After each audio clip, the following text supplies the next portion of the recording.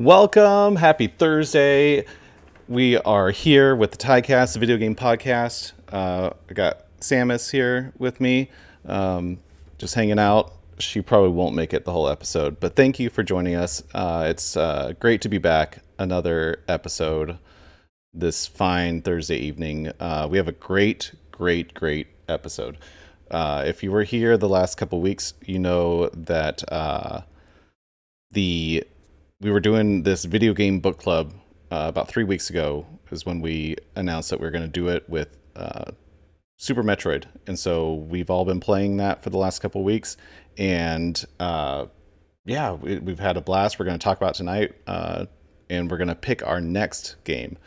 So if you're watching on Twitch, there's a little bot that's throwing out the comment link. If you go to tynology.com/comment, I'm going to look at those at the end of the episode and we'll read those live. You can either comment to a single person or the whole panel. If you have a question, comment, throw it out there. Be sure to follow all of our panelists, and I'll introduce them right now, starting with Aaron at Beach Pizza Gaming. How's it going? Good to have you back, man.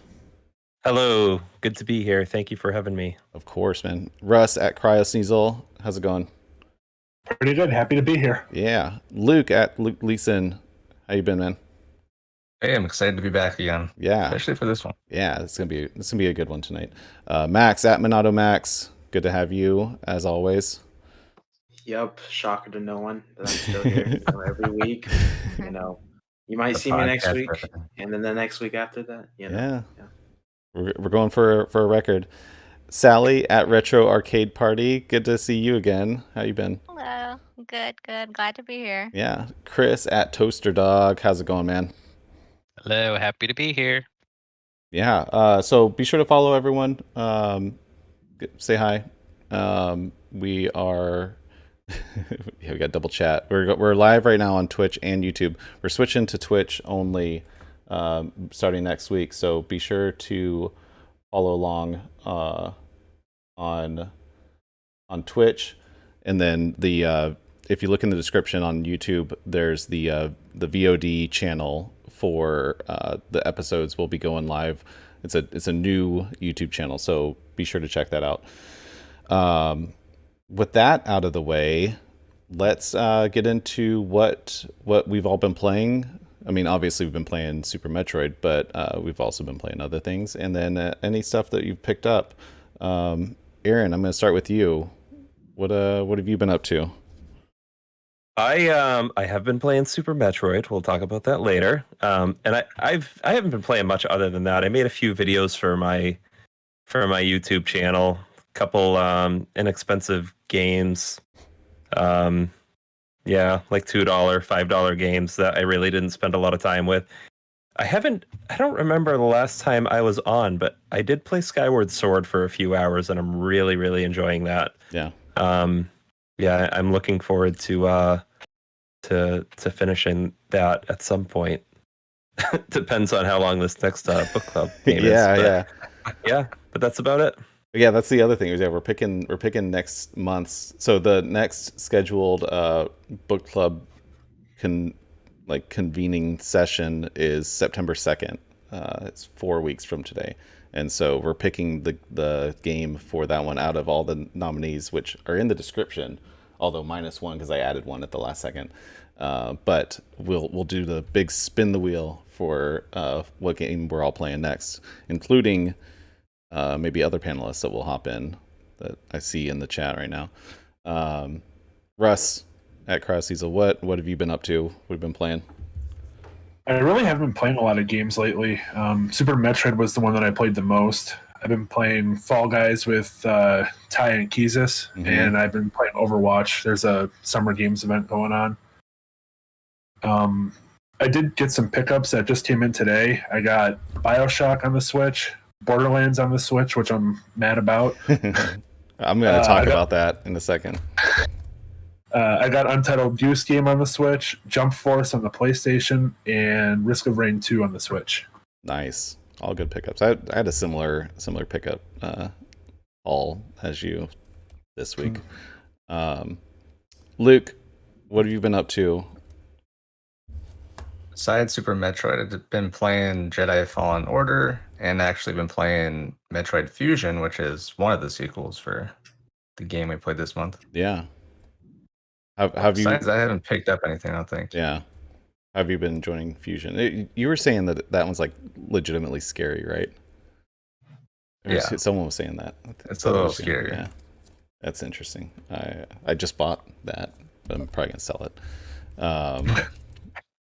I want to play it though. Luke's leaving now. Max, what have you been playing other than a tiny little bit of Super Metroid?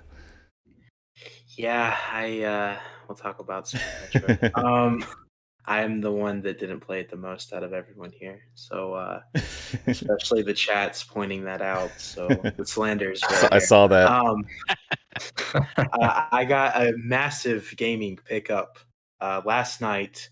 I finally got a desktop ordered. I'm really happy about this. I have never owned a desktop before in my entire life. I've always used laptops.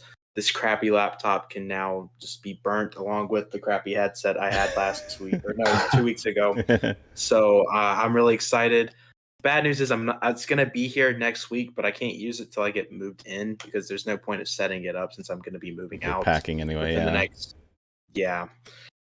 But that's the only game to pick up. I have played a lot of games, but I didn't play much of these games because I've been mostly packing this week. But I played a little bit of Stardew. Like, I don't even think I played like an hour of it. I played it with Trent, who's in the chat. Mm-hmm. I actually played a lot of Dead by Daylight last night. That was pretty fun. Skyward Sword, I'm trying to beat that game. And then, let's see, I wrote this down. Ace Attorney. I beat the first court case in Ace Attorney. That was really cool. And Super Metroid. Awesome. That's it for me. Nice. Sally, what about you? What have you been up to? Mainly Skyward Sword, and I tried Pokemon Unite for the first time. My first Pokemon How was game that? ever. It's really fun. It's pretty addictive. You know, you get into it. You want to keep playing because you want to keep getting better. And if you lose one round, you're like, no, I got to get back there and win this next round. For sure, I can see that's that. been fun. Nice. That's fun. And last night, Nettie gifted me a Steam game called Pico Park. And there's just a bunch of us, I think maybe 7 of us that were playing that game. And it's like one of those chaotic, everybody has to work together to solve puzzles. And it was just chaotic, but so fun and so funny. And I was just like crying, laughing by the end of it. Were you streaming that? Or were you I just was playing? streaming Nice. really late at night. Yeah, sorry. I tried to. Did you see me hop in your stream for like 2 seconds? Yeah, you came in when I was on intermission. Yeah, just had to say hi. You know that's fun. I'm glad you enjoyed that. I need to watch the replay of it. Chris at Toaster Dog, what have you been up to? Any new pickups? I've been on vacation, so I haven't played a whole lot other than obviously Super Metroid, and I played a little bit of Rocket League. But I actually do have quite a few pickups. So Nice. I ended up picking up Panzer Dragoon and Vitamin Connection. Nice. On Switch. And I also stopped at my local game store and picked up Complete in Box Magical Quest starring Mickey Mouse. Whoa. Ooh. And That's what I'm probably awesome. most excited about is this Pixel Frames. Oh, it's like cool. a shadow box thing. Yeah. Yeah, I like those. That's awesome. So that's what I've got. That is rad. I always wanted one of those. I never pulled the trigger. That's awesome. So for myself, Chris, you and I played some Rocket League. I streamed Hades. Still have not beat that game after like 35 hours. Not even one run. And Fall Guys with Russ and Keezus, which was a lot of fun. I like Fall Guys a lot. I know it's one of those games that and Rocket League. I like those types of games. I'm sure we'll get into that in a little bit as we talk about Super Metroid. My pickup. So I got a new shell for. Don't mind the glass, but I got a new white shell, white buttons, and everything for one of these, that DMG Game Boy right there. I'm going to be reselling a couple of these. And then I did another pickup of when GameStop was doing the 5 for $50 that I know Rush you got in on. And so I'll start with the 4 that I am pretty stoked on. So the Aladdin Lion King, got that. Got Outer Worlds. Whoop. And these are all like complete, which is nice. BioShock, because I've never beaten a BioShock game. But like even came with the little manual. And then Untitled Goose Game, which I was surprised because it even has like the sticker and the poster and everything, which it was rare for a used Switch game from GameStop. And then I also got frickin' Borderlands. So here I'm switching That's to a nice cover art. Yeah, you like that? And I like how, so if you can read it, it says Borderlands 1, no 2 or 3. Is that the limited edition cover? Yeah, exactly. Like it's waterlogged too. Yeah, I know. It's a mess. Like, look at that. Jeez. It's just garbage. But anyway, I mean the cartridge looks okay. But here's where I have an issue. Whoops, wrong screen. So when you go to GameStop, I'm calling out GameStop right now, and you go to Borderlands Legendary Collection. If you click pre-owned, you can add it to cart. If you scroll down here, there's this little thing that says pre-owned version only includes Borderlands Game of the Year edition content, which I understand because the other 2 games are, I guess, on codes. But BioShock is a 3-game collection too, and they're all like validated through the cartridge. And so unless you know that, it's hard. It's kind of, it rubs me the wrong way. But what makes me mad is that after you order, the item changes to this item. If you look at your like order confirmation, it's the same listing, but it just says Borderlands 1, no 2 or 3. And it's just, something's weird about that, and I don't like it. So that rubbed me the wrong way for buying Borderlands 1 only when it made it look like it was all 3. So whatever, it was $10. I don't really care, but I wanted to have all 3 games. So that's my little rant about GameStop, but I still like GameStop. I'm just mad about And you'll never buy from GameStop again. Ever. Never, ever again. In the chat, they're asking, it just it does just say Borderlands Game of the Year on the cartridge, which I'm guessing that it was like a Switch.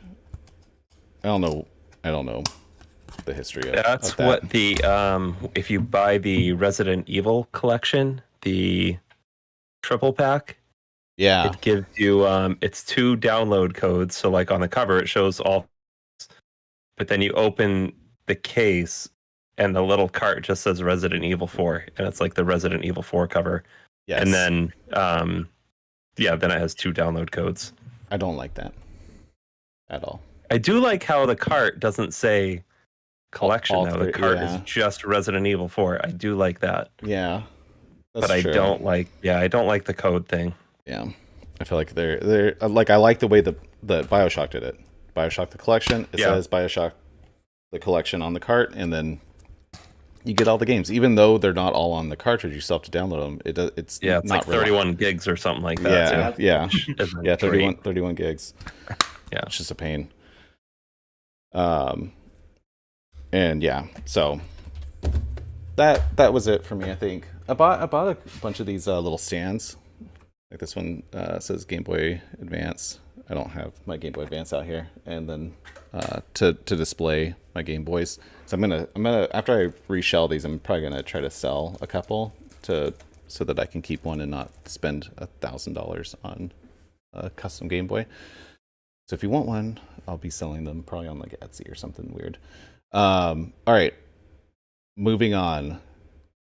the time has come to discuss Super Metroid. Fuck this game. No, I'm just kidding. Wow. Hold on, this wasn't a family-friendly stream tonight, was it? Sorry. I might bleep you for the Apple Podcast version, but Sorry. No, you're I'll good. hold back from now on. You're good. It was kind of an unwritten rule. Like I gave everyone free will to drop as many F-bombs they wanted, and then we went like 4 episodes and no one said anything like worse than damn. And so I'm like, all right, I guess we're going clean. And then Yeah, that might have been the first time I've sworn on this. Definitely was. I think I dropped an F-bomb first episode because I felt like maybe everyone's just too nervous to do it, and then I was like, no one else wanted to. So you're good. So yeah, Super Metroid. We've all been playing it, or have played it in the past to its completion. Let's start with the development of this game. So it came out in 1994, Super Nintendo. I think most of us played it on Nintendo Switch Online, if I'm not mistaken. That was kind of like I played it on the Wii U. On the Wii U, okay, yeah, because it was on the Virtual Console for the Wii U. But it is included in the Nintendo Switch Online SNES app. That's how I played it. Although I did boot it up on my CRT on my RetroPie today, and I kind of wish I would have played it that way. But That's it's just how I played it. Really? Yeah. Nice. Wow. Yeah, I kind of wish I did that. It looks really good on that CRT. And so it came out in 1994. It was developed by Nintendo R&D 1, which is like they were like the A team of Nintendo back in the 80s and 90s. It was a team of 15 people managed by Gunpei Yokoi, who he ended up leaving Nintendo after the Virtual Boy and worked on the Wonder Swan for Bandai for like a year, and then he died at like in 1997. Sally, you said it was like a car that hit him, just kind of a freak accident. Mm-hmm. It's super sad. But so it was written, directed by Yoshio Sakamoto and produced by Makoto Kano. And Yoshio Sakamoto is actually producer of Metroid Dread, which is coming out in October, not August. I know what I saw the 10-8 everywhere, and I was thinking I saw the 8 and I was thinking August, and for some reason I was just thinking backwards. So yeah, it's available on the Wii U Virtual Console, the Wii Virtual Console, and then Nintendo Switch Online. And then so it's technically Metroid 3 because there was Metroid for the NES, Metroid 2 for the Game Boy, then Super Metroid is Metroid 3, and then Metroid Fusion, is that 4? Yep. If I'm not mistaken. And then Dread is 5, technically. Yeah. So like chronologically. So that's why we wanted to jump in on this game. It's kind of it was a good setup for Dread coming out in October. I can't believe it was made by only 15 people. Yeah. That's kind of crazy. Yeah. I was gonna say that. Yeah. I'd be interested to see how many people are working on Metroid Dread. Yeah. A lot more. I'm sure it's more than 15 people, huh? Yeah. Yeah, I'm sure there's a few more people on it. So let's get into. Does anyone know anything else about the development other than just kind of that brief overview that I threw out there? Sally knew something about how like the character was selected, right? How Samus was chosen. Yeah, I guess it was inspired by the movie Alien Oh yeah. to some extent. And because the main character was female in Alien, they decided to, secretly make her female in the first Metroid game. Yeah, like as a fun twist. And then in the Discord, we were talking about how Chris, you posted an image of the original NES manual, and it refers to Samus as a he. And at first I thought I had read something that it was a mistake in translation, but it looks like the consensus is that they intentionally wanted to throw people off to heighten the surprise at the end of the first Metroid, which is a fun little tidbit of information. Whoops, wrong one. And then where is my? Let me switch screens real quick. Oh, thank you for adding that. So the story of Metroid is who? So someone that beat it, someone not me, want to jump into kind of what happened before this game and then what happened during it.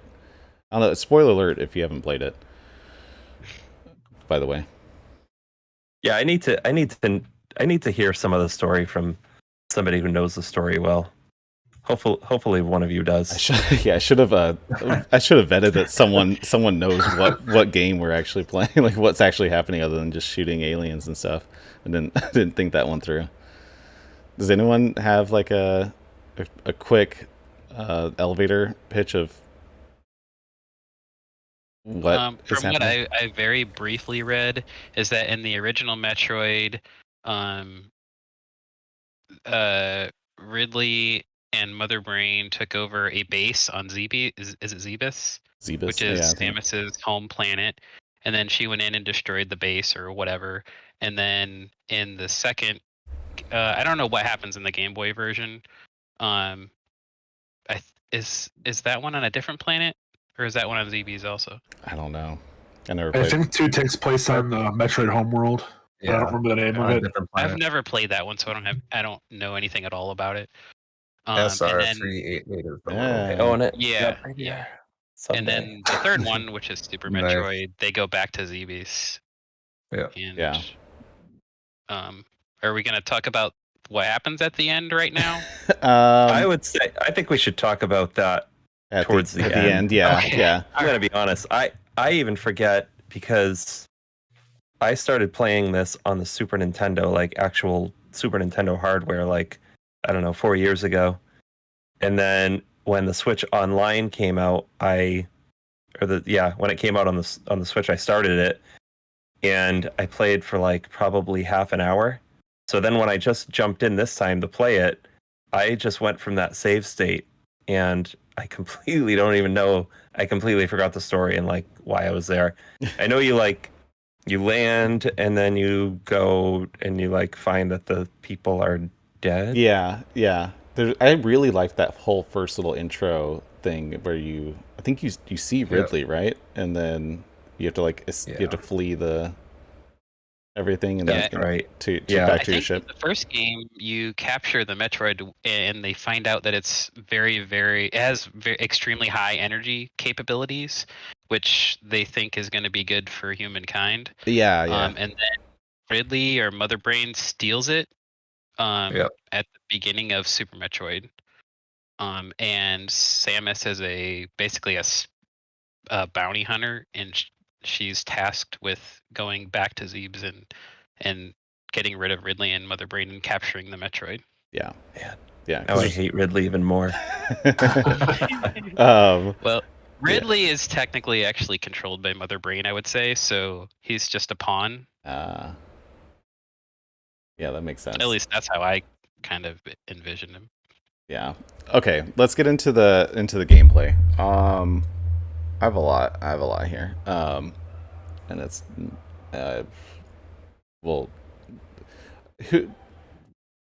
Russ, I'm starting with you.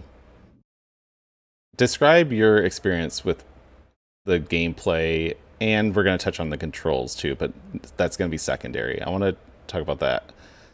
I kind of combine them, but first of all, it's obviously a like Metroidvania, like per the term comes from how this game is played. What are your thoughts on that? I know you probably feel differently than I do, but go for it. So Super Metroid wasn't my first Metroid game. The first one I played was Prime, and then I played Zero Mission. Okay. I thought that I was going to hate all of the back and forth involved in a Metroidvania, how you're just you go like to the top corner of the map to go to the bottom corner to go back up to the top corner to get this one little item you missed, and then so you use that one little item down here. I ended up actually really liking that gameplay style. It makes it feel like you're actually like in a more memorable environment because you're so invested into this one little section of a map instead of this huge map like Skyrim, for example. That's just this massive map that you can go. You never like have to return to the same place twice. Yeah. And with the controls, I think Chris touched on this a little bit, that on the Switch there's a little bit of input lag. So it made some of the buttons a little difficult. Or not buttons, controls a little difficult. Like the space jump wasn't as easy as it should have been, and the wall jumps were kind of hard at first. I kind of got used to it towards the end. Yeah, me too. But this game has like a lot of secret controls too, and I think a lot of those secret abilities and stuff are kind of harder to use on the Switch. Sure. The Shine Spark, for example, that one you have to run really fast, then crouch, and then you'll start flashing white, and then you can either jump straight up or diagonally. Mm-hmm. And there was one point where I thought I had to use a diagonal Shine Spark to get somewhere, and I wasn't. So I wasted like 30 minutes trying to do that Shine Spark, and it was just a regular jump that I just had to run first. Yeah.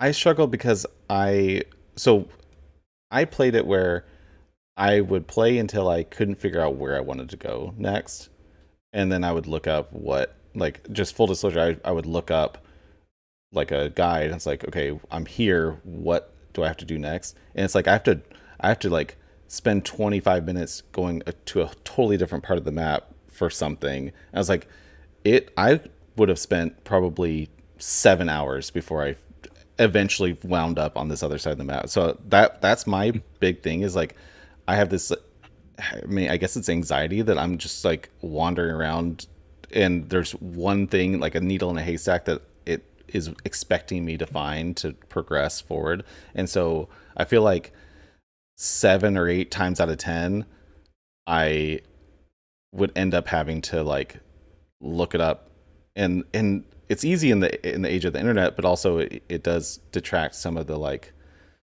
the magic of discovery and stuff, which I understand that like that was a different time, you know, when you could just sit and like, let's just sit in front of your old CRT TV and explore this world. Maybe I'm just impatient, or I, you know, had to try to beat this game before a podcast episode on Thursday. I think that's one of our issues with it, because it definitely, I mean, it is a game from a different time where, you know, we're talking about our pickups this week, and everybody's like, oh yeah, I bought these 7 games, and then I bought this new system, and it's like that did not happen back then. No. Then it was like, you got a game, and that was a game you were playing for like the next 3 or 4 months. Sure. So they didn't want you to beat it in like 8 or 9 hours. They wanted you to find this stuff they wanted you to struggle. They wanted you to, you know, to have a tough time finding this stuff unless you bought the extra guide, and, you know. Yeah, there was a strategy guide and stuff like that. Yeah, that's part of my struggle with it, but I can't hate the game for it, because I understand it was from a different time, and you know, I think they wanted you to get your money's worth out of that game, and that was definitely a way to do it and to make it a little bit of a longer game. Yeah, no, for sure. And I mean, yeah, that gameplay, I mean, if we're talking about gameplay and going back and like power-ups and hidden items, as we're already talking about, that is, like you said, it's now like a Metroidvania. There are games like created on this game, that steal all the ideas from this game, and, you know, so like I like I like the gameplay and the hidden items and all that. The controls not great on the Switch. Sure. Especially on a Switch Lite, and I'm starting to see that might be my problem. I didn't notice any input lag, and I'm usually really sensitive to that. But now I am gonna go after this, and I'm gonna try a couple things and see if maybe that was part of my issue. But yeah, like the wall jump, I couldn't get. When I did get it, I felt like I was getting lucky. The when you get the space jump? When you get the space jump, like I just could not master it. I could not like figure out like how to get going in one direction or the other. Like after I was in the air, and then like the timing, it was just the timing with everything felt off to me. Yeah. And again, that might have been because I was playing it on a Switch. I didn't really feel this issue when I was playing it on like the native hardware. So yeah, here's my thing is what I kept running into was I was like, I like the game. When I'm playing the game, I like the game until I run into a dead end. And I'm like, okay. And my immediate thought was like, if this was linear, would I enjoy this more? Is the style of the game, does it add to it or does it detract from it? And for me, I know I'm the weird one, but I felt like I would have had more fun if like I beat Katana Zero, and that's a very linear game, and I liked the gameplay of it. I was like, I feel like I would have enjoyed this if it wasn't a Metroid style game, and I don't know. I know that's not a like super popular opinion, but I liked playing the game. I didn't like getting lost, and that's just how I am, and that's why I would get anxiety about playing the game because I'm like, I don't know where I'm going to go, and I don't know if I'm going to spend 2 hours wandering around or feel defeated that I'm looking up a guide for finding this stupid energy tank in a wall somewhere halfway up, like 40 feet higher than where I would normally ever look. I don't know, just stuff like that. That's back to Russ's point real quick. That I think is why people love the game eventually. I think when people finish the game and they love it, that is actually what they love about it, is that once you do find out how to move forward, you've gone through those areas before, or gone through them so much that now when you go through them, they're like friendly faces. They're like, oh, I've been here before. I know what to do here. And that's what you end up like liking about it. I know, like I'm like that with some of the games like Bloodborne and like BioShock. I love going through BioShock because I know everything to do in it. Yeah. So that's I understand the the sense of accomplishment of discovering that stuff, and so I can appreciate that. It's just one of those things where I'm like in the middle of it, I'm like, I just wish I could just go right and keep playing this game, because as soon as I like got into a rhythm with it, I feel like it was like, nope, go wander around for a while and kill all the enemies that you killed again. Maybe it'll pay off, maybe it won't. So if you have a really good memory, you'll know where to go. Like, because you do water area first, and then you get the gravity suit. So then you'll remember to go back to the water now that you can go underwater. Yes. If you have a bad memory, it makes it harder to play. Which is me. Or if you split, like if you don't play it for 4 days, like, oh, what? Yeah. I remember seeing something, like especially the doors, like early on when you see the orange door, you see a bunch of orange doors before you get the bomb, the special power bomb. And then I remember I was like, oh god, I need to go back and figure out what's behind these doors. And so that was one of those things that I remembered just because it was back to back. But the design is very intentional like that. I think like when you get to certain areas, they assume you might have this stuff, so they're wanting you to experiment with what you have. And it's a very like smart design. It doesn't hold your hand, like there's little clues and everything, but it doesn't hold your hand like Right. some modern games do. And so the newer Metroid games do get a little more hand-holdy. If I remember right, I think in Prime it actually will show you on the map what color the door is, so it'll show if it's a red door, a blue door, okay. whatever. And I think the same thing for Samus Returns. I haven't played that in a while, but I think that one also showed you no, it's a little more forgiving on where you're supposed to go next. Gotcha. Oh, that makes sense. So okay, we're getting back to. I know we were talking about the input lag and with the Switch. As far as the controls go, I didn't. Maybe I'm just not as sensitive to it, but I didn't really have many complaints about the controls. I actually liked most of it. The wall jump was a little weird to get used to. Like, I feel like depending on the night that I was playing, I would either just nail every single one or I could not get it to work for the life of me. But other than that, I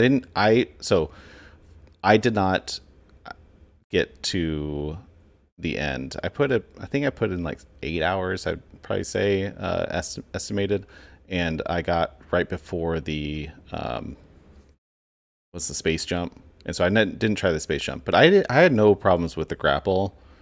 I didn't have issues with that. The wall jump was a little weird.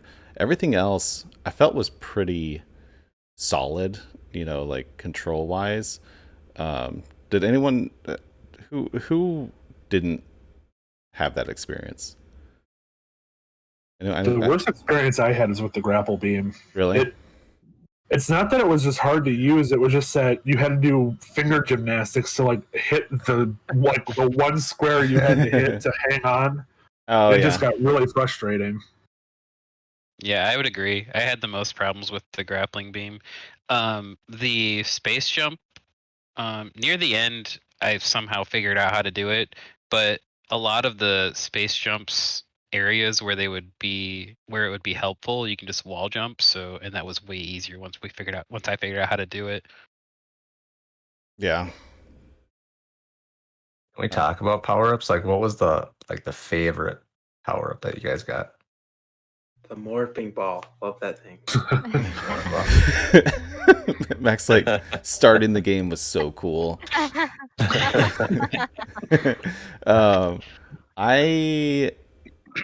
have to think about this now. I love the screw attack. Oh yes, screw attack with space jump. Yeah. Did I get that? That was I the don't best think I got that. combination. I don't think I got that either. I didn't get the screen Yeah, attack. You're think not it's far more enough. towards the end. Oh, It okay. makes the game Oh. so much easier. Huh. I didn't really think it was that useful. Maybe I don't know. Maybe because I just got it so late. But my favorite is probably everybody's least favorite, or maybe you didn't even get it at all, and that's the spring jump, where you can jump as a morph ball. That was my favorite. Oh no, I don't. Yeah, I don't did have get that. I've been trying to use it against Ridley. That's how I beat Ridley. Really? Really? Yep. So my favorite was definitely the X-ray scope. Did any of you find that? Yeah, Oh, Yeah. I got that. I feel like Yeah, I spent okay. half of my gameplay using that and never found really Yeah. anything Nothing. useful. Yeah. As soon as I found that, the game just opened up for me because I was just scanning everything. Yeah. If Yeah. you have the time to just wander around. I felt like there were so many points where I was like, oh, there's definitely something behind this wall, and I would scan it. Nothing. I don't know that I ever organically found anything using, but I tried it probably 30 times, and I was so confident. I was like, yes, I found. I know the minds of these developers, and I was wrong every single time. I liked the is it the Spazer? Is that how you pronounce that? Yes. Which one was that?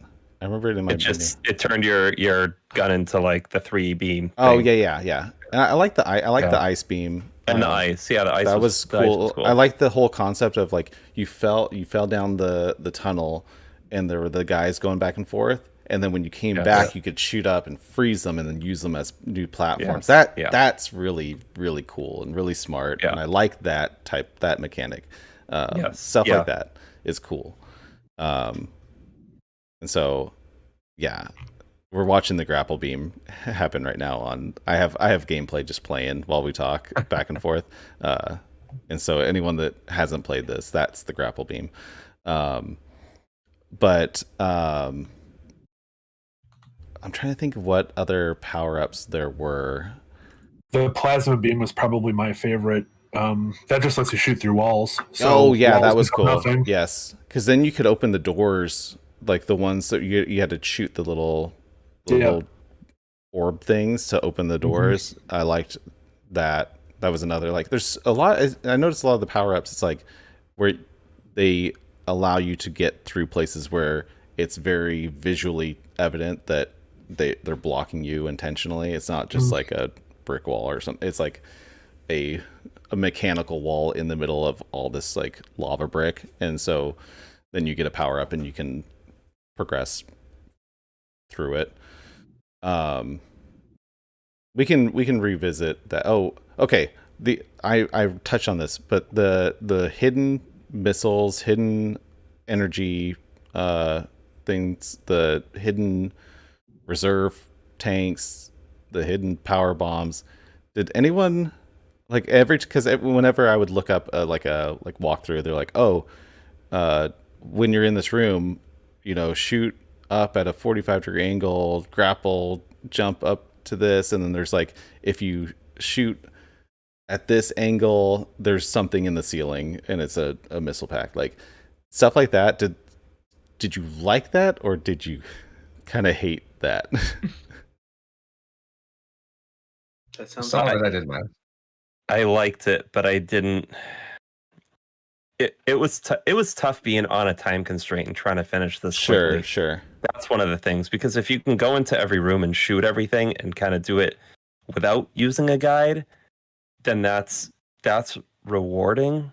But if you are using a guide, it just becomes another step and another pain, like another thing you got to do before you can move on to the next area. So yeah. Sally, what about you? I don't think this is it's probably not the best game to play with a time constraint, because it is so meant to be explored. And I Who think picked that this if, game? I think you did. What was I saying? Yeah, I think that using a guide maybe will make it feel more like a chore. You're just trying to follow along exactly what happens, Sure. and then you're trying to stick to it, and then you get into the habit of, the second you get stuck, you automatically default to look at the guide.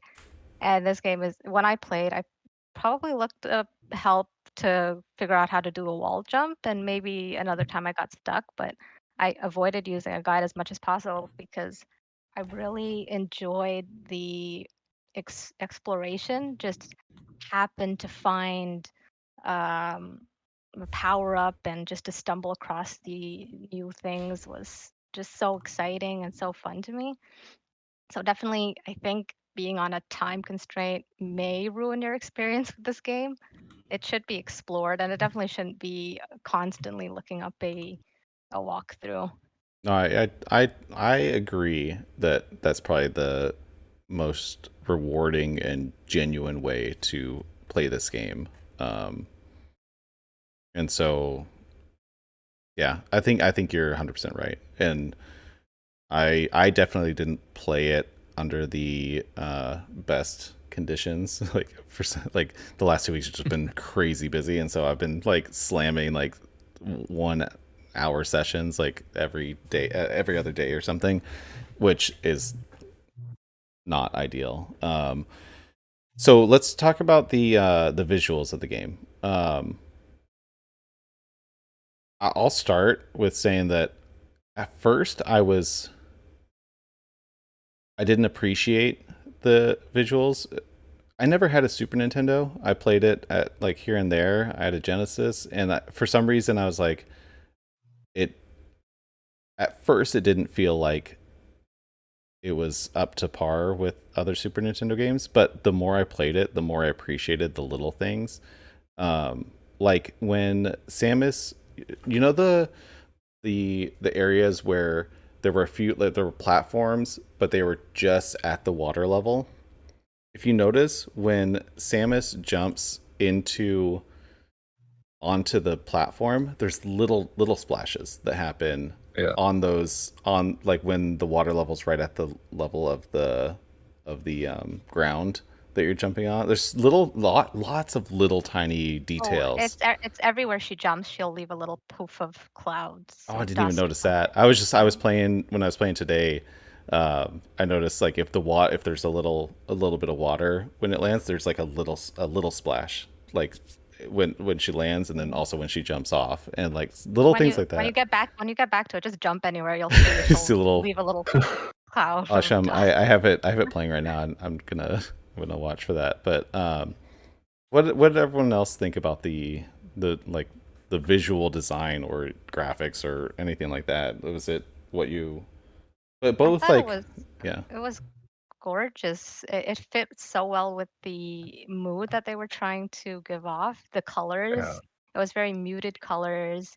The sound, the music made it feel. The first time I played it at night, and just listening to the soundtrack, and it just made you feel like you were isolated, you were alone, which was, it's Samus fighting all these aliens, so she's just alone, and it makes you feel like you're exploring this unknown area all by yourself. it is And it does, very alienating feeling for yeah, sure. it does such a great job with the dark colors, the dark tones, the moodiness, the dark skies, and I just loved the feel of it. The look of it was really great.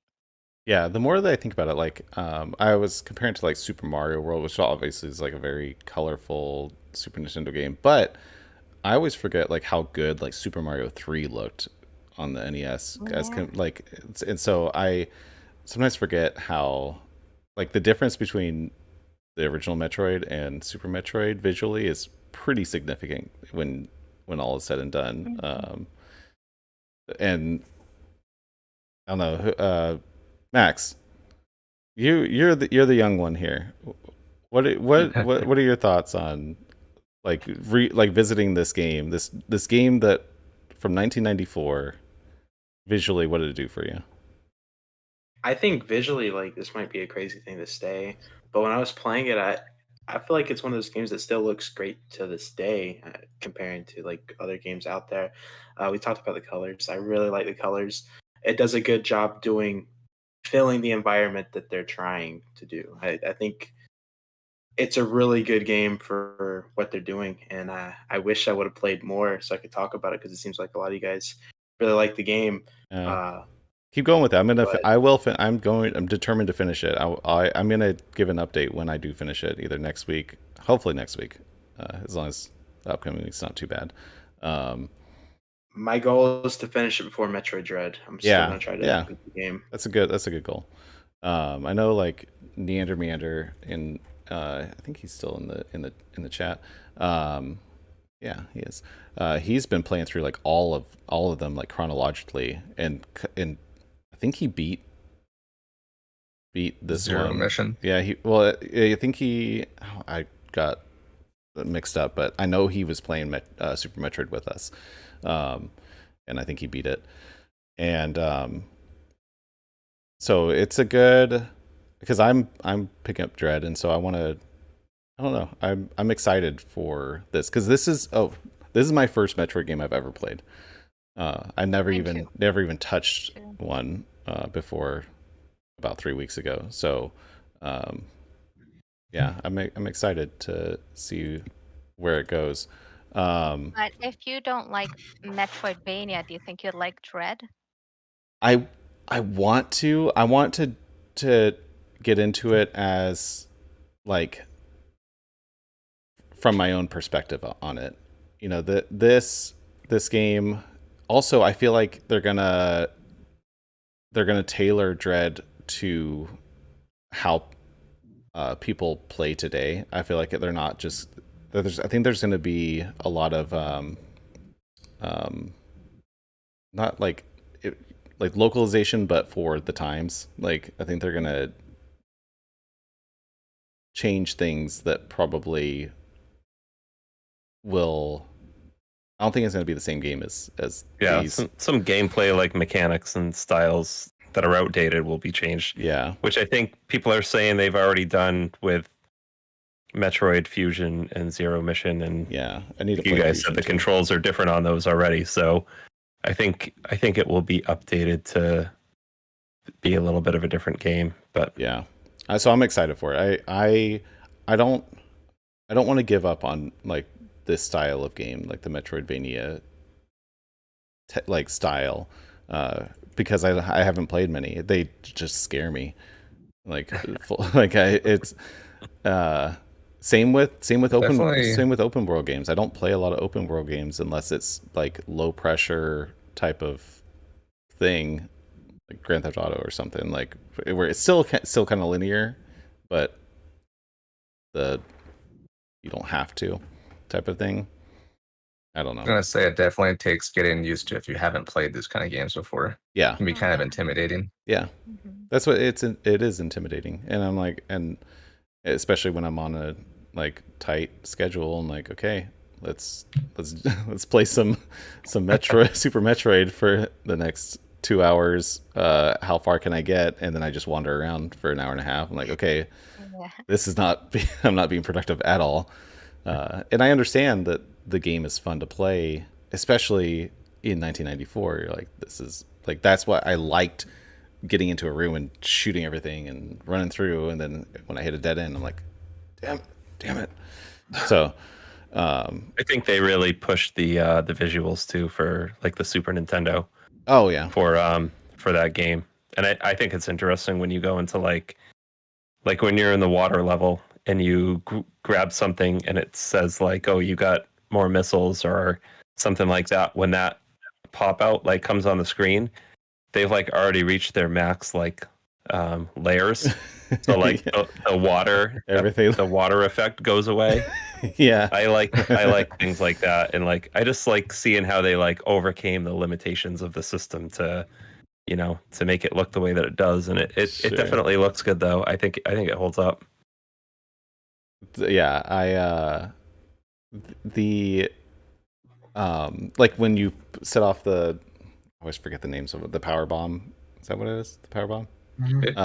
And the whole screen, have you noticed the frame rate just goes to like 2 frames per second for a little bit? Yeah, and like stuff like that. It looks really cool, and I like some of the effects that they do on it. But you could tell that it was just, It's pushing it. yeah, churning the with all the different layers and stuff like that. So Sally, you touched on the sound. The music of this game is really good. It is maybe one of the strongest points of the game overall, because it is so dark and moody and creepy, but like, I don't know, but then like even the happy things, like when like like when you get the bombs and stuff, it's still kind of like sad.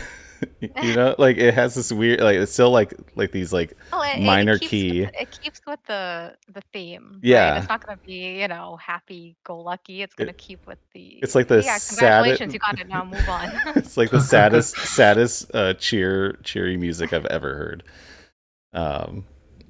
And I love the way that it all fits together with the visuals. If you remember, I forgot. I just thought of this, but I forgot. There was one world, like one area, where I liked the music much more than the others, and I don't remember which one it was. Probably Brinstar. I love Brinstar. I think it's Brinstar. Yeah, some of them are just like beep, boop, boop. Yeah, oh yeah, I don't like Like those as ones, you're walking yeah. through it. I think that was the alien ship, the crashed alien ship. Oh, was it? That makes some weird yeah, noises, yeah. I think you're right. I didn't like that. I think Brinstar that's. had the piano melody to it or something. Yeah, I think it's still. I think no matter what's going on, they did a good job. It's very atmospheric, so it's just, yeah. I think they did a good job with it. I'm gonna say again, I shouldn't have played this on the Switch Lite. That was a big mistake. What are you saying? The Because- Switch Lite like over like a regular Switch? Because I played it on the Switch Lite like half the time, and I didn't notice Yeah, I any played it on a difference. Switch. I played it on a Switch Lite pretty much the whole time, and I shouldn't have, because the controls weren't as great. I don't like the D-pad on the Switch Lite, but also I do get into a game more with like the sounds, and like that sure. definitely helps me get like more immersed into it. And I was like, playing it sitting, on my couch with like the kids there with the volume like almost all the way down. Sure. So, Yeah. No, that definitely changes it. yeah. Can we talk for a second about how annoying it is to press the select button on a Switch controller? Yes. I hated Yes. that. It is. I should Although have used the SNES Online controller. That probably would have been that's a good idea. a I much was better most of the experience, time I was using the 8-bit do Pro 2 controller, which was a great controller to use for this because you I get was using that. the handles, but you also get the SNES layout, and so that was my go-to, and it felt really That's nice. exactly what I used. Yeah. I agree. Yeah, I used a definitely Pro not easy controller. on a definitely not easy on a Switch Lite either. It's like I kept like losing where that select button was. Mm-hmm. Yeah. I didn't feel any. I played it on the Wii U. I didn't have any. You guys mentioned some lag with the buttons on the Switch. I didn't Yeah, have any. there's input lag. Oh, okay. I don't It's remember having any very, lag. very, very tiny, but I'm like, I don't know. I It's can just- notice it. Like I can notice it. You can notice it like when you play Punch Out on like the SNES Classic, or even if you play Super Mario World on the SNES Classic. I can tell that there's input lag. Yeah. I'm not very. I'm usually pretty sensitive to that, but I didn't notice it too bad. But I don't know what to compare it to because I never played it outside of that situation. But I'm gonna interrupt real quick. If you're watching on YouTube, come over to Twitch because we're not going to be on YouTube next week, and we have more YouTube viewers right now than on Twitch, and you're making me second guess my decision to move to Twitch. But yeah, twitch.tv/Tynology. This is the last episode that we're doing simulcasting because I don't want to get put in Twitch jail, and the streaming this on my main YouTube channel is ruining the algorithm for my videos. So, full disclosure, come over to Twitch and then follow the TYCAST, the brand new YouTube channel that is set up. All the episodes are live now, and this one will be up too. Okay, moving forward, the boss fights. We're on the bosses. What was your favorite? What was your least favorite? Aaron, I already know what you're gonna say. I'm not gonna swear again. I'm not gonna swear again. One bleep. All right. Limit. I'm not gonna complain about them, but they're not like they're not like clever. They're not clever boss fights. Like I don't think. I think I don't know. It's pretty standard. You move out of the way when they attack, and then you shoot them when the opportunity comes up. A lot of But eye and mouth based attacks I noticed so far. Yeah. Like what's the one that's like huge and you're jumping on platforms and it's like throwing its toenails at you and stuff. Yeah, I forgot about that one. That one was like you almost can't. It's almost impossible to like not get hit and kill that thing.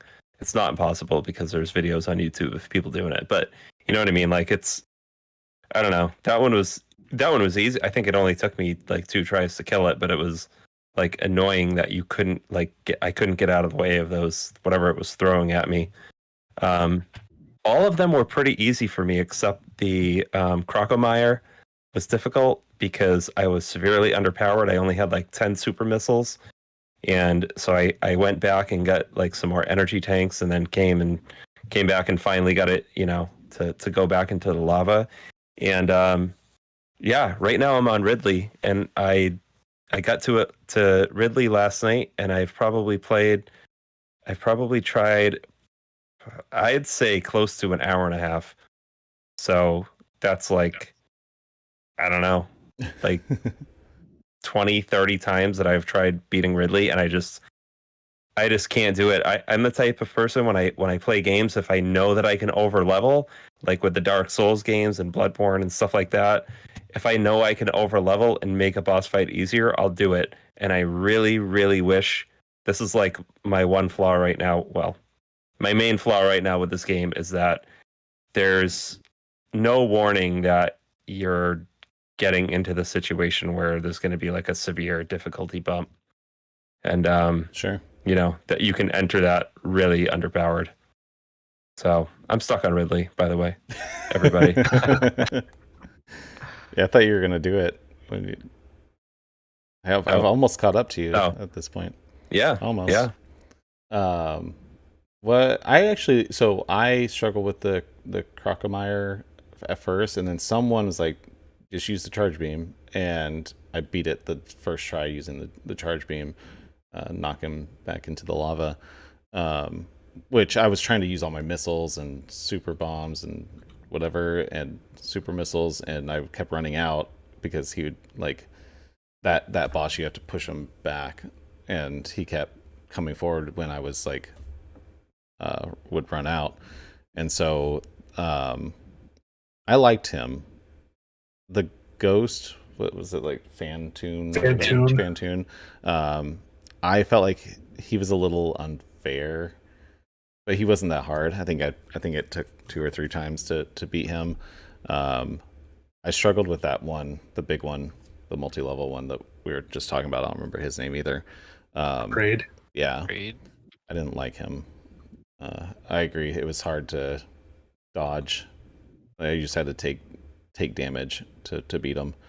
What about anyone else have a favorite or least favorite boss? I didn't get to Ridley. I tried to today, but didn't quite make it. I loved Crocomire. I don't know why. Yeah. Maybe the sequence with him just emerging Yeah. back from the lava, and you think he's Oh, coming yeah. back, and he just Yeah. collapses. I was like, oh man. At that moment, I was just like, oh no. Then he collapses. And I it's like, think- okay. They definitely did that intentionally. I like that.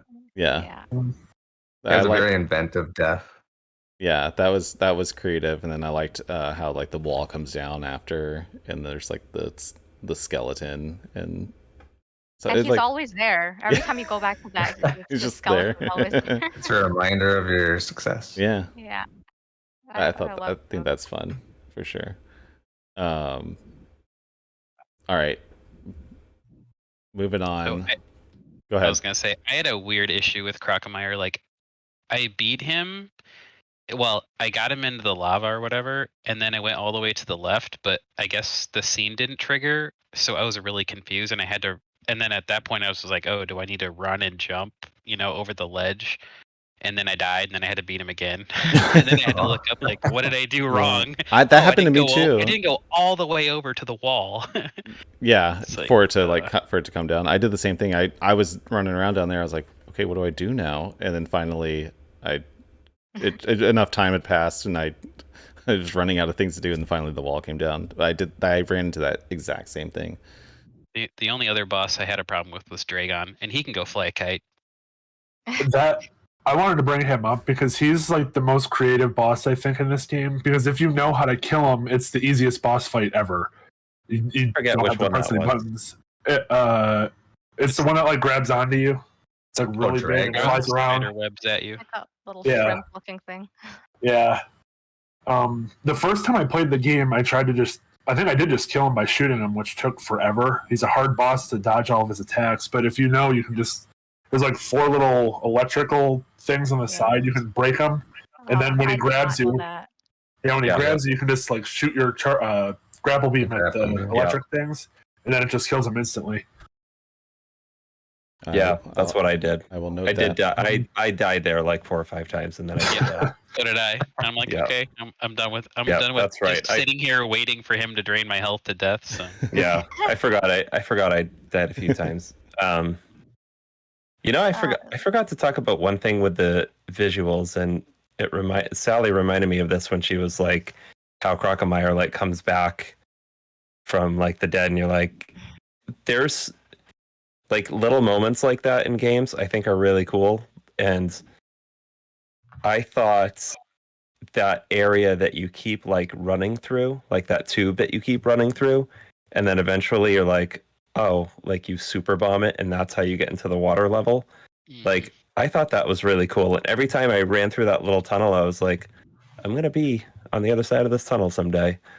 And like, I like little cool things like that in games. I thought that was cool. I think that's where I am.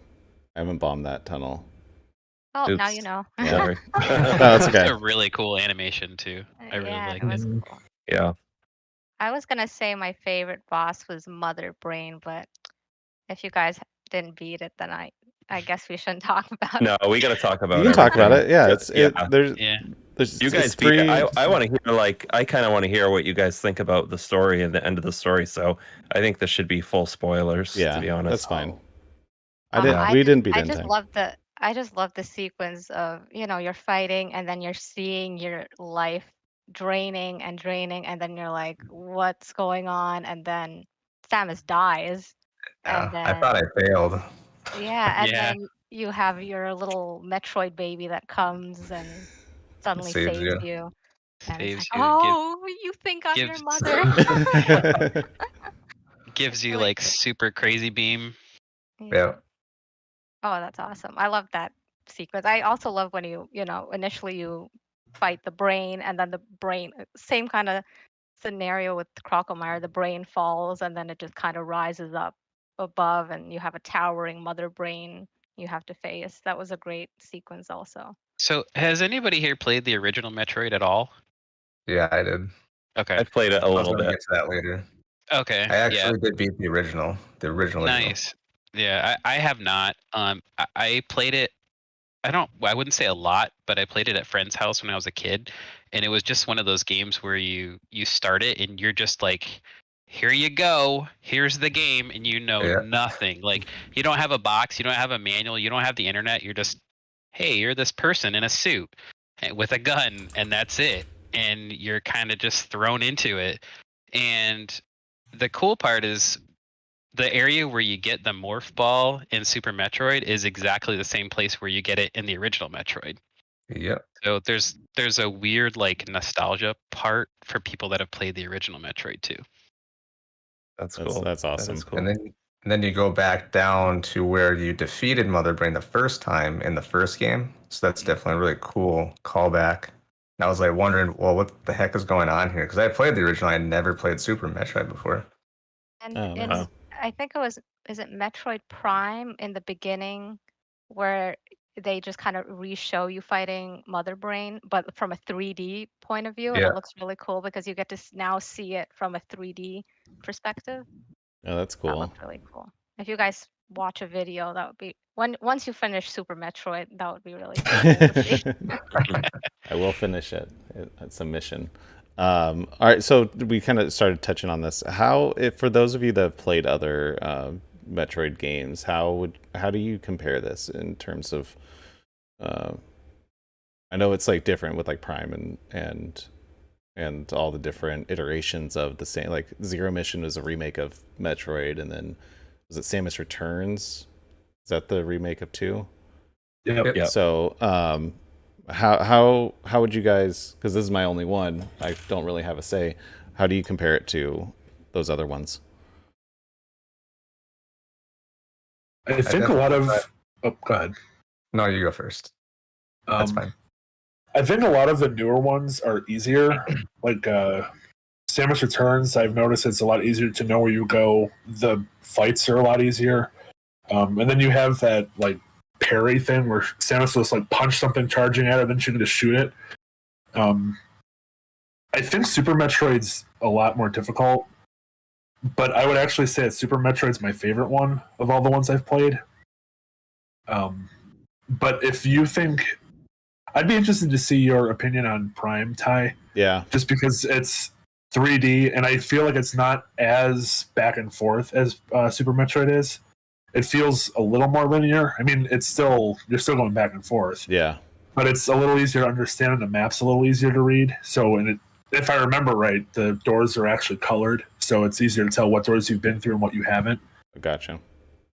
Yeah, I played Prime, and I also feel I preferred Super Metroid, maybe because I'm more into the 2D style. I feel like it was easier to navigate a 2D space and look at a 2D map. And when I was playing Metroid Prime, it was a little more difficult to remember where I was coming and going. So I favored Super Metroid. Sure. Chris, what about you? I've only ever played the original before this. So I don't know. It's graphically and sound wise, it's vastly superior to the original, but it doesn't have the limitations that the NES had. Yeah. But yeah, I thought it was really, really good. I really enjoyed playing it. I probably, like you said, I would have, or like Aaron said, I would have enjoyed it a little more if there wasn't a time crunch. But I kind of played it so I would just roam around until I found something or until I remembered something, and then if I just, if I went around the whole map like 3 times and I didn't know where to go next, I was just like, okay, I don't know where I'm supposed to go. And that leads me to another issue. One, I'd say probably a minor issue with the map is that even though there's a door, it looks like it's a solid wall in the map sometimes. Yeah. And that's like super frustrating. Yeah, does it actually show? Does it show doors? I thought it just showed walls on the map. Like if there's a hallway, it'll show like a lead. I think it'll show like an opening to the hallway, like through the door. Maybe I'm wrong. I don't know. I don't think it does. Yeah, I think it's just walls. I think it just shows wall because I was like thinking that for the first like hour or two that I was doing something or like that there were walls. Like I would not go down a hallway thinking it was just a dead end, but there's actually a door at the end, and maybe I just wasn't like maybe there's some difference, but I didn't ever notice that. Yeah, maybe I just didn't notice either. I just kind of assumed that they were there. Maybe I just read the whole thing wrong. But another weird thing I forgot to mention with the controls is, and this could be a Nintendo Switch Online thing too, but pressing down or up on the elevators, like sometimes I would morph into a ball and then I'd hit up to unmorph and then hit down and then I'd go down the elevator. I'm like, why did I just waste my time hitting up and down on the elevator and not get it to go down? I literally did not move one direction other than pressing down again and it would go. I don't know if anybody else had that problem, but it was getting frustrating. Very, very small nitpick, but it was starting to irk me the more I used the elevators. I don't think I noticed. I don't think I ran into that. So, real quick before we wrap, because we're over. I just realized what time it is. Overall impressions. Just in one sentence. What are your overall impressions? And we're gonna pick our next month's game. Aaron. It is tough for me to say because I haven't finished it, but as of right now, I think it's a great game that has some flaws that are highlighted a little bit by its age. Sure. Was that one sentence? Yeah. That's and any closing comments if you have anything. I think it's a great game. I do want to finish it. I'm going to enjoy it a little bit more now that I'm not constrained by time. But yeah, I do think it's a good game. I would still recommend it to people, even though Ridley sucks. We're gonna have a party when you beat Ridley. When we all beat Ridley, rather. Russ, what about you? Yeah, I really like Super Metroid. The whole reason I played it was just from the way it looked. but I definitely think it's worth the play, and it's so far my favorite Metroid game. Nice. Luke. Also, it's Cake and Bacon Media in the chat. Sally loves your blue hair. Thank you. It's on YouTube chat. Hey, before you move on to Luke, and I'm sorry to do this, but we have talked and you've streamed Guacamelee. Yes. And I forgot to bring this up in comparison to other Metroid titles, which it's not a Metroid title, but it is a Metroidvania, and it's one of my favorites. And Russ has talked about it before. Russ, what do you think? Why do you think Super Metroid is better than Guacamelee? Most of it is for the theme. I love the music for Metroid. I like the art better for Metroid. I like the characters better for Metroid, but still Guacamelee is a lot of fun. I kind of just prefer the gun, the shooting of it. That's pretty much it. Then the melee. Yeah, I think I've said it before too that I'm a big horror fan, so the creepiness of Metroid is a lot more interesting to me than Guacamelee. I love like tacos and stuff like that. So Guacamelee is like that is. I like the theme of Guacamelee too, and I like that it's not as get lost for hours as Metroid is, for sure. Sorry, Luke. Yeah, Luke, go for it. Oh, it's okay. Well, I'm a little biased, I guess, because I did play the original. So going into this one, I was like, oh, wow, this is a lot better, and I just knew what to expect. But definitely, I love the story overall. I like the foreboding atmosphere, the mystery. But I wouldn't recommend it as a first-time Metroid game. I would probably go with like Zero Mission, because the way that game was developed is kind of like Fusion, and it gives you hints along the way. So at least if you play that, then coming into Super Metroid, you might know what to expect. Sure, that's a good point. Max, what are your thoughts so far? So I look forward to playing more of it, but from what I played so far, I think it's a really interesting game. Wasn't my first Metroid game. I played a little bit of Metroid Fusion and Metroid Prime, so playing this is making me more excited to start playing more Metroid games. And I think from what I played, it's a good game. I like it. I think it's fun. I like the creepiness, yeah. Nice. Sally.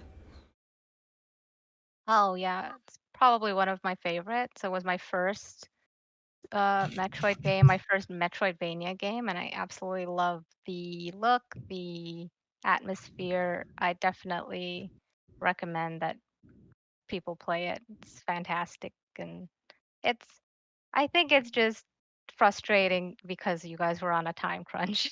For sure. I And don't I think it's a sign of like the times too. Like when in '94, like Aaron, you were saying, like you get this game for the next 4 months, you're gonna explore everything in it. Yeah. And now we're a little spoiled, and we're older. We have other things to do, and we don't have jobs. the time. Yeah, to exactly. dedicate. Exactly. But it really is. I think it's great just to play and explore and not have to, try to rush through it. Definitely. Chris. So I'm kind of coming from a different background than probably Russ and Max. But I think the reason I ignored this game for so long was because I can't stand horror games or creepy games. And I mentioned this in the Discord about a Borderlands thing I had, and I'll tell Russ about it later. But I used to play, Doom and Diablo and all that, and they never really bothered me. But I don't care for them anymore. And that being said, like I didn't find this game like horror. Like I would not call this a horror game. Mm-hmm. It's not scary. It was not scary to me at all, and I didn't really feel isolation. Like it was probably intended, but I would imagine playing this on a CRT in a dark room, I would feel it way more instead of on my Switch in the car. You know what I mean? But I really really liked this game. I had a lot of fun with it, and that might also be because I played little pieces of the original Metroid, and that game still to me to this day is just a complete mystery as to what it's about and where you go, because I never finished it. But yeah, I really, really like this game. Nice. I kind of touched on this earlier. I like the gameplay a lot of this game. I felt like it's very it's fun to play.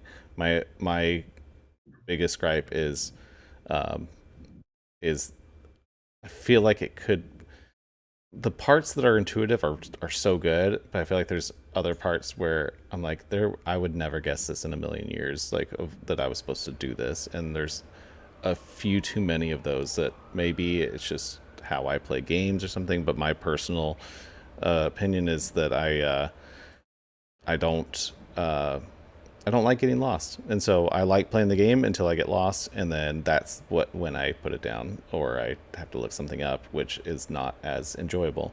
And so I enjoy the game a lot. I like the whole story. I like the concept. I like the vibe. I like the music. I like the visuals. All of that. It's just getting lost throws me off, and so. Yeah, that's my biggest gripe. And maybe if I was 10 playing this and I had all the time in the world, I would think differently. But yeah, I thoroughly enjoyed it. I'm gonna finish it. I want to try to finish it this week. I'll update next week, next week's episode on where I'm at. All right, real quick before we wrap. I know we're over on time. We got to do the next week's game. So we had. Are we not going to see it? Are we going to be able to? Yeah, I don't know how you can see it. I can just watch it on the Twitch. You can watch it on the stream, but it's going to be delayed because it's on my stream. I wonder. Here, wait. I can. That's cool. That's cool. If you share your screen, I can share my screen.